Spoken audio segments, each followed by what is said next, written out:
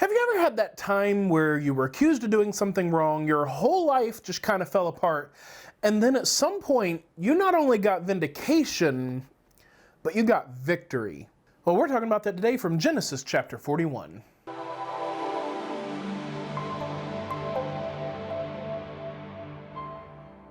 Hey guys, and welcome back to God's Word Made Simple by Simple Servant Ministries. My name is Aaron Hawk, and if this is your first time visiting with us, I just want to say welcome and thank you for being here with us today. God's Word Made Simple is an online discipleship ministry dedicated to taking God's Word and making it simple. We want to help you understand God's Word, apply it to your life, and grow in your relationship with the Lord. And by the way, if you appreciate this ministry and content, at some point make sure and hit that subscribe button, turn that bell notification to all so you don't miss any future videos. We would love to have you as part of our family.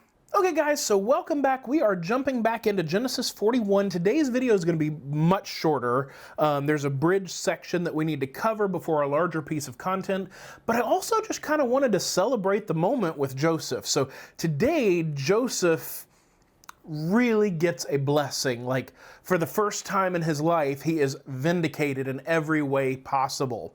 But if you haven't caught all the stuff before this, at the minimum, go back to Genesis 41 verse 1. I'll put the card up there for that. I'd really recommend going back even further to 39 verse 1, and truthfully even all the way back to the original in Genesis chapter 1. But for this section, 39 or 40 would be sufficient. But you know, at the very least 41 would be, I guess, the minimum. All right, so let's jump into 38, and we're only going to verse 45 today. So chapter 41, verse 38, this was right after the verse 37 says, "Now the proposal seemed good to Pharaoh and all his servants." So right after Joseph interprets the dream and gives them some counsel, and it seemed good to all of them, this is where we're jumping in. Then Pharaoh said to his servants, "Can we find a man like this in whom is the divine spirit, or a divine spirit?" The obvious answer is no. Nobody else has been able to help them, and Pharaoh is keenly aware of this. So Pharaoh said to Joseph, "Since God has informed you of all this, there is no one so discerning and wise as you are." Now, that was incredibly wise of the Pharaoh to realize that. Now, I don't know if Joseph expected this or not. My suspicion is Joseph did not expect this.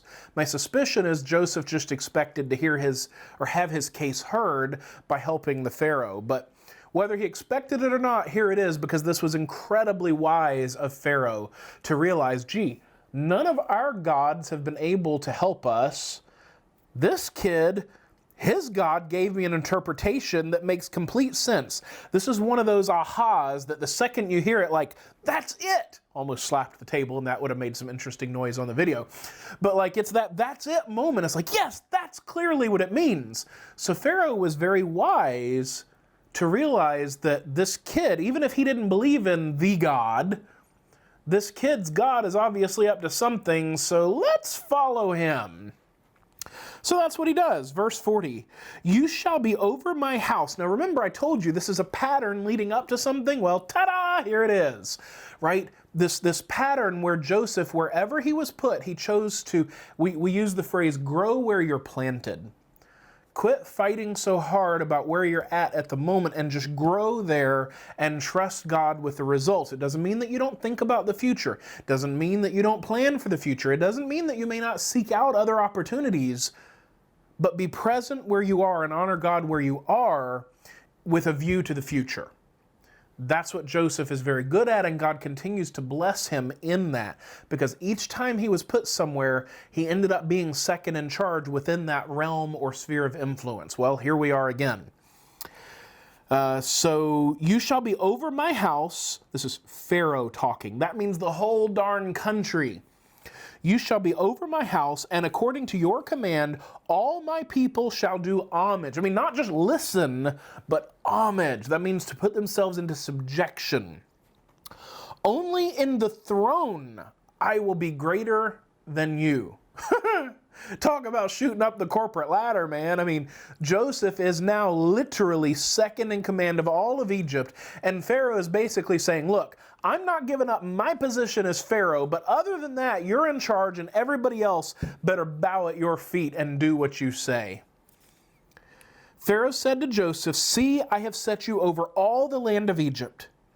Then Pharaoh took off his signet ring from his hand. Remember, that signet ring represents authority. It represents your identity.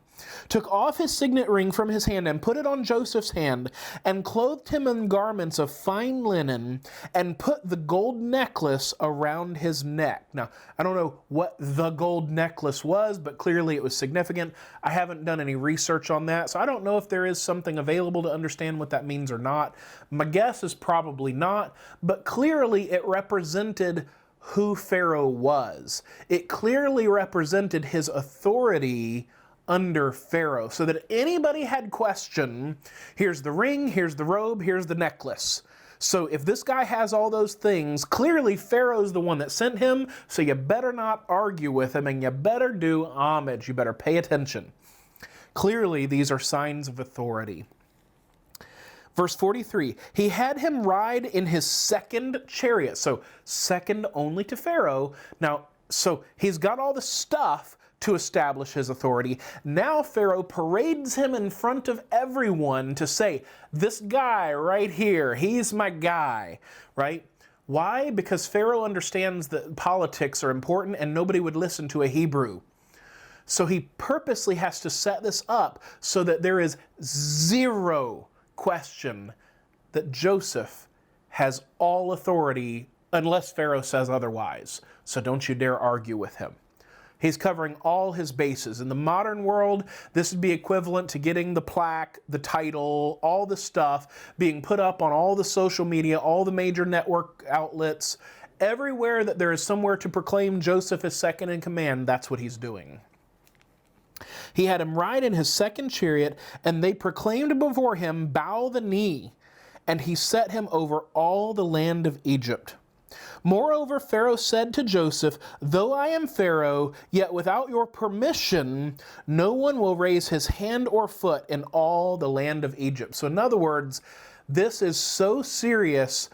Dude, I'm keeping my position as Pharaoh, but you're in charge of this.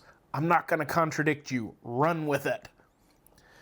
Then Pharaoh named Joseph Zephanath Paneah. I'm probably ruining it, but I'm going to try. It's been too long since I've studied my Hebrew to be able to pronounce that with confidence. But as I have said in almost every video, don't be afraid to butcher the names. Do your best and focus on the content, not on whether or not you're able to pronounce something. Don't be embarrassed by that. Unless you've studied Hebrew, you're not going to be able to pronounce these perfectly. And he gave him Asenath, the daughter of Potiphar, priest of On, as his wife. And Joseph went forth over the land of Egypt. And that's where we stop today. I mean, I've already made this video longer than I thought. You guys should know that by now, but imagine Joseph in this moment. All of the struggle, and now he's second in command. Like, at this point, it doesn't matter if he did something wrong. He is so integral in Egypt at this point, from a human standpoint, he can't be touched anymore. That's big. Joseph has now arrived. And yet he did so with humility and integrity and trusting God and growing where he was planted. What is God challenging you with? I mean, even as I'm speaking right now, the Lord's speaking to my heart. I'm being challenged in some things. What is the Lord challenging you in? What are the areas that you need to, yes, work with a view to the future, but stop freaking out about it and just grow where you are and trust that God doesn't miss a beat, no matter what people are doing to you, no matter how much they may wrong you, whether they keep their word to you or not. You got to just trust the Lord and walk in integrity and faith that the Lord is indeed in charge and going to work all things out for his glory. All right, guys, as always, if you appreciate this ministry and this content, make sure you hit that like button, hit subscribe, turn that bell notification to all so you don't miss any future videos. We'd love to have you as part of our family. And if you want to support this ministry, the number one way to do that is to hit that share button, share this video on all your social media platforms, and please comment and let me know what you think about the video. Any interaction that you take on these videos helps the YouTube algorithm understand that these videos have value, and if they do have value to you, then please help us reach more people, because as you interact, YouTube recognizes the value and will deliver these videos to more people. The other thing, of course, if you want to support us financially, there is a link down in the description, and if you would, even $1 or $2 a month is a huge thing because it adds up as people join in. So, guys, that's it for today. Thank you very much, and God bless.